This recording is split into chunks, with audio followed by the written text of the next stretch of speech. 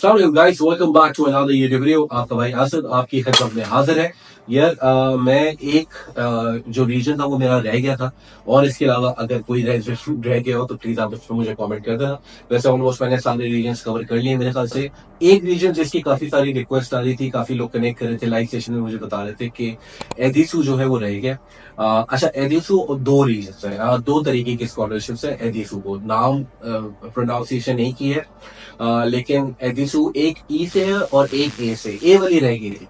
ठीक है, तो सबसे पहले मैं बताना चाह रहा हूँ उन यूनिवर्सिटी का नाम, ताकि अगर आपकी यूनिवर्सिटी, आपको जो एडमिशन मिला है वो अगर इन यूनिवर्सिटीज में से कहीं से मिला है, तो this basically belongs to you. ठीक है, और अगर ये नहीं है आपसे तो डोंट वेस्ट योर टाइम यार। ठीक है, तो सबसे पहले जो आ रही है इसके अंदर वो सानियो वाली आ रही है, यूनिवर्सिटी ऑफ सानियो इन बेनवेंतो वाली। नेपल्स फेडरिको दुए आ रही है, नेपल्स ओरिएंटाले वाली आ रही है, पार्थेनोप आ रही है, सेलेर्नो आ रही है, कंपानिया आ रही है, फिर नेपल्स की सोर और साला वाली आ रही, और सोला वाली आ रही है। फिर बेले आरती दी नापोली आ रही है इसके अंदर, जुसेफे मार्टुची वाली। ठीक है, सलेर्नो वाली, सलेर्नो में भी दो है ना। ठीक है, एक आ रही है डोमेनिको सिमार्सो वाली। ठीक है, जो कि अभी लीनो में है। ठीक है, उसके पास आ रही है निकोला साला वाली, सन पिएत्रो आ मजेला वाली, मयेला वाली। सही है, मजेला नहीं है, मयेला वाली है। नाम नीचे लिखे आ रहे हैं, सो डोंट गेट कंफ्यूज। अगर आपका इन यूनिवर्सिटीज में से कहीं पे एडमिशन हुआ है, so this scholarship belongs to you. ठीक है, तो आप देख लेना, कंटिन्यू कर लेना। अच्छा, ये स्कॉलरशिप अदीसू इन रीजन को बेसिकली कैटर करती है। अगर आपका यहाँ पे एडमिशन हुआ है तो यहाँ से आप इसको कंटिन्यू करेंगे। अच्छा भाई, होगा किस तरीके से? पिछले साल की अगेन अनाउंस नहीं हुई है, मेरे ख्याल से शायद अगले एक हफ्ते में, 10 दिन में, 15 दिन, 10 से 15 दिन में मैक्सिमम ये स्कॉलरशिप अनाउंस हो जाएगी। अब होगा क्या भाई, अक्सर लोग जो है वो एचएसयू के बारे में ये कंफ्यूज हैं कि क्या ये स्कॉलरशिप 100% हमें मिल जाएगी। देखो, अगर डॉक्यूमेंट्स पूरे हैं तो मिल जाएगी। डॉक्यूमेंट्स कौन से रिक्वायर्ड है? डॉक्यूमेंट, जो सबसे पहले डॉक्यूमेंट आपको इनकम सर्टिफिकेट चाहिए होता है। ठीक है, दैट इज काफी वीडियोस में बता चुका हूँ। इनकम सर्टिफिकेट ये होता है कि आपने एफडीआर टैक्स रिटर्न्स फाइल करने हैं। उसके हिसाब से आपकी जो इनकम ड्राइव हो रही है, आपकी बैंक स्टेटमेंट के हवाले से आपने कितना कमाया है, कितना खर्च किया है, तो जो भी इनकम आपकी निकल रही है वो बेसिकली देखता है ईजे, तो वो बेसिकली ड्राइव होती है ईजे के अंदर जाके। ईजे के बारे में मैं आपके लिए एक और वीडियो इंशाल्लाह within this week, the upcoming week आपके पास आ रही है। आप अगर नए हैं चैनल को सब्सक्राइब कर देना, और इटली को अगर प्राइम फोकस है आप, तो प्लीज इस चैनल को सब्सक्राइब कर लेना या फॉरवर्ड कर देना उन लोगों को जो इटली आने के लिए या पाकिस्तान से बाहर कहीं पे भी पढ़ने के लिए इंटरेस्टेड है। बिकॉज अभी हम अपनी ब्रांच यानी कि जो हमारा नेटवर्क इसको बढ़ा रहे हैं, बिकॉज पहले साल हमने इटली किया, आगे मजीद इंशाल्लाह डेस्टिनेशन हम लोग आप लोगों के लिए लेकर आ रहे हैं। ओके गाइस, तो पहला ये हो गई यूनिवर्सिटी की लिस्ट। उसके बाद मैंने आपको बताया डॉक्यूमेंट। सबसे पहला डॉक्यूमेंट है इनकम सर्टिफिकेट, दूसरा है आपका एफआरसी। अच्छा, अक्सर लोग कंफ्यूज है कि भाई ये अटेस्टेशन कहाँ से होगी। देखो सिंपल है, पिछले साल तक एपोस्टाइल नहीं था पाकिस्तान में, इस साल एपोस्टाइल आ गया। तो अब इस चीज को भी देख लेना कि एपोस्टाइल से क्या फायदा हुआ। एपोस्टाइल काम करता है, एक्सेप्टेबल है by 92 countries. Italy is one of them. ठीक है, इटली भी एपोस्टाइल का मेंबर है, हेग का जो कन्वेंशन हुआ था, पाकिस्तान भी उसका मेंबर बन चुका है। बेसिकली रिक्वेस्ट तो बहुत अरसे से गई थी, अप्रूव अभी हुई है।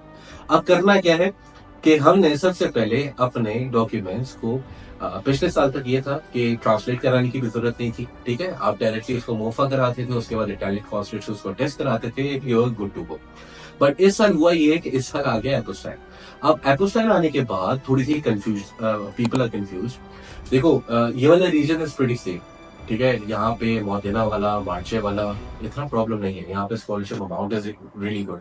ठीक है, तो अब करना ये है दोस्तों के सबसे पहले डॉक्यूमेंट्स अगर करवा सको तो पहले ट्रांसलेट करवा लो, ट्रांसलेट करवाने के बाद मोफा करवा लो, मोफा करवाने के बाद ये जो दो डॉक्यूमेंट्स मैंने आपको बताया, इनकम सर्टिफिकेट और एफआरसी, इनको आप जब मोफा करवा लोगे तो एपोस्टाइल करवा लो। अब मसला ये आ रहा है कि आप लोग मुझे मैसेज करके पूछ रहे हो कि एपोस्टाइल की अपॉइंटमेंट नहीं मिल रहा है।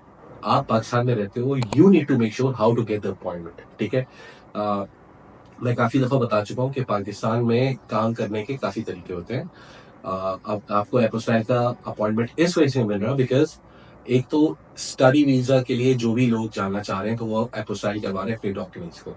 ठीक है, दूसरा फैमिली रीयूनिफिकेशन वाले अब डॉक्यूमेंट्स को अपोस्टाइल करवा रहे हैं। तो जाहिर सी बात है, एक नई चीज है, टेक्स टाइम। जरूरी नहीं है कि ये डॉक्यूमेंट्स आपके अटेस्टेड होंगे तभी आप पोर्टल पे जाके अप्लाई करोगे, ठीक है, ऐसा नहीं है, क्योंकि पोर्टल अभी खुला ही नहीं।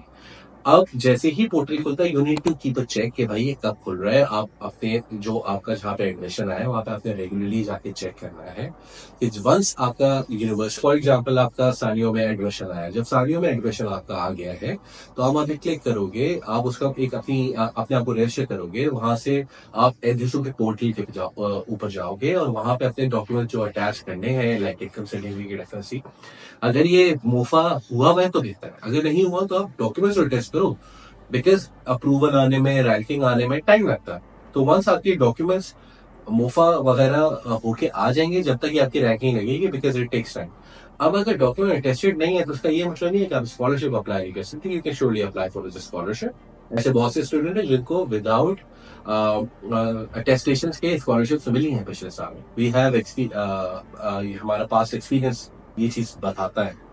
तो बेहतर यही है कि आप जो है वो सबसे पहले जो है इस चीज को रेक्टिफाई कर लो कि आपने फौरन अप्लाई कर देना और फिर सब्र करना है रैंकिंग लिस्ट लगने का। अक्सर सवाल ये भी आता है कि भाई हमें पता कैसे चलेगा कि हमारी स्कॉलरशिप हो गई है।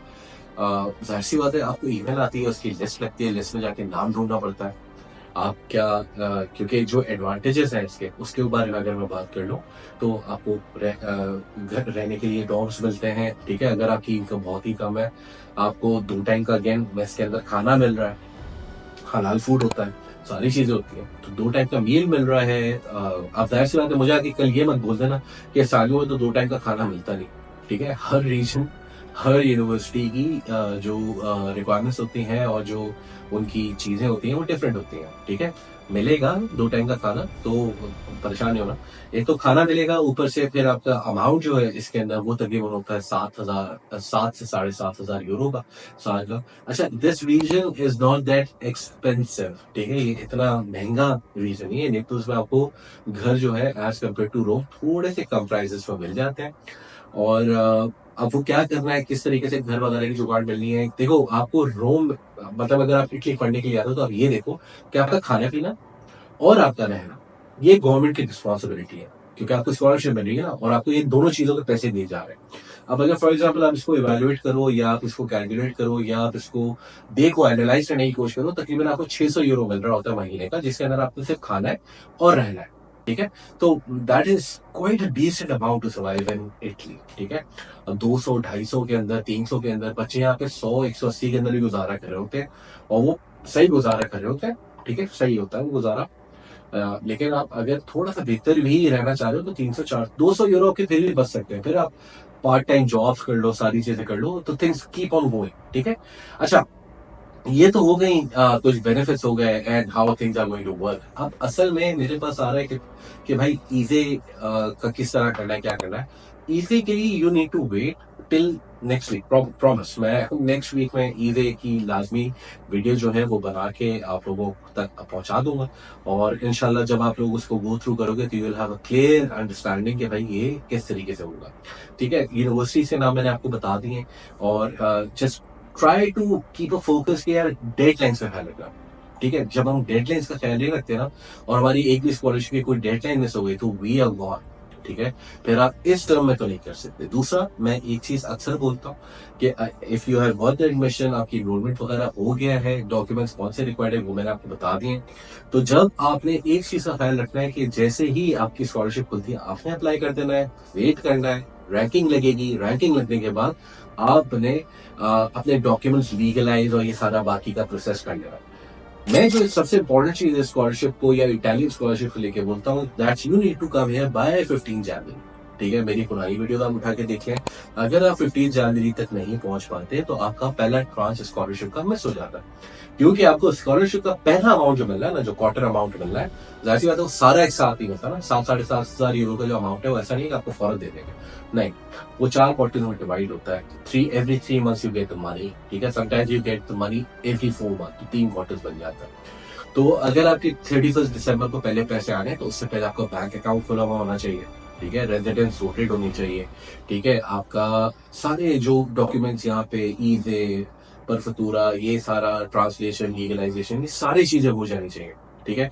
Only then if you have the bank account you get your money. अगर आपका बैंक अकाउंट ही नहीं खुला, क्योंकि आपका बैंक अकाउंट खोलने के लिए आपको पासपोर्ट की रिक्वायरमेंट होती है, आपका वीजा देखते हैं और आपका बैंक अकाउंट खुल जाता है।